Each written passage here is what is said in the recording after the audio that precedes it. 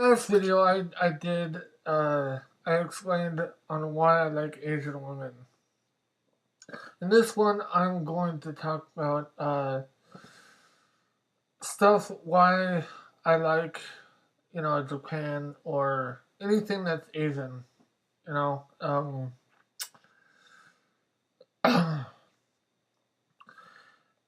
it all started when I was in seventh grade. I was like, I was, I had like, I don't know if I explained this or not or whatever, but I'll do it again. Um, I had nothing to do um, when you're 13 other than playing uh, amounts of Nintendo. But anyway, when I was sick from school or when I was getting ready for school, I just started wanting to watch Japanese news, and ever since then, it just intrigued me on Japan. Of course, China and Korea and that basically everything that was on TV, public TV back then. Since we had cable, but you know, since I'm in California, you don't really need cable. But pretty much nowadays, everything you do now. Anyway, when I was 13, I would be watching nothing but Chinese dramas, Korean dramas, Japanese dramas. You know, that actually intrigued me on the music too because, well, not like J-pop or K-pop yet, um, but uh, they had like some showcases of Japanese folk music. Well, kind of like I don't know what you would call it then. Back then, I wouldn't say easy listening, but more settle, more lounge like, I guess. I don't know. Uh, then on, I just developed liking anime in 1990, actually in 89, middle 1990. In 91, there was a video store that was in Redondo Beach.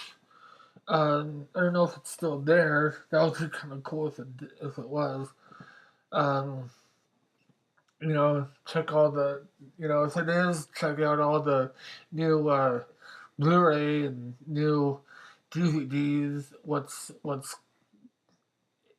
the in thing in Japan right now? If they still exist, that is.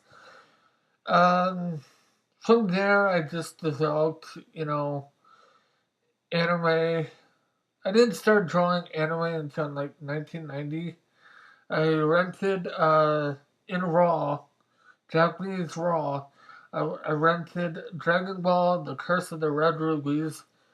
I finally knew what it was after it was dubbed and translated and whatnot. I could not watch. I could not stop watching that movie over and over and over again. When I had to take it back, when I got home, I just found the closest thing that I drew on. It actually happened to be cardboard. And I must have a very distinct memory because I remember how to draw Oolong. I knew how to draw Goku. I knew how to draw Master Roshi. I knew how to draw Bulma. And what's that guy's name? I forgot. I forgot. Anyway, you know who I'm talking about. He was also in Dragon Ball Z for a little time.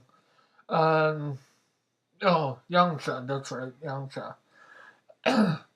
I knew how to draw him. I knew how to draw uh, the cat, the turtle. So I mean, I wish I still had the drawing because it was rather impressive. And the colors too. I remembered every single color. So that just um, from there on, I just started liking uh, Japanese music, Korean music, Chinese music, and oddly enough, I found out like a whole lot of actors and actresses and whatever they are into music. Like, I did not know Jackie Chan was a musician until I saw the movie The Tuxedo with Jackie Chan and um, what's her name?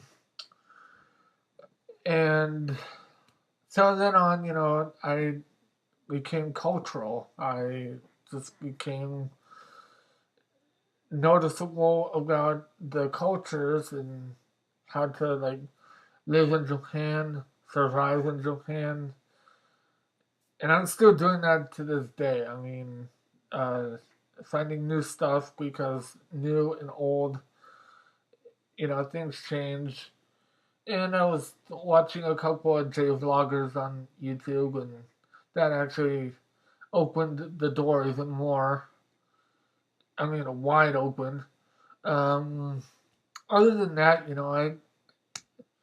I actually asked this on Facebook or whatever, but I'll ask you all as well. If you had to choose, if you had to choose a place where you would like to live, where would it be? And so my response was on the other side of the world.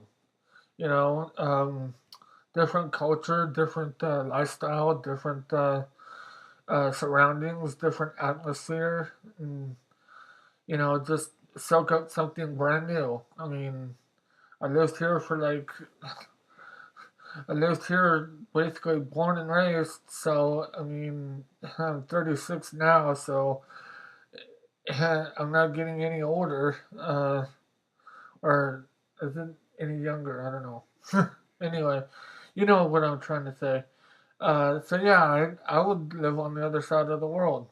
I would live on the other side of the world because, like I said, everything would be different. Everything would be brand new. Everything would be like, even though I've been living in my area right now in California for like 21 years, I still feel brand new.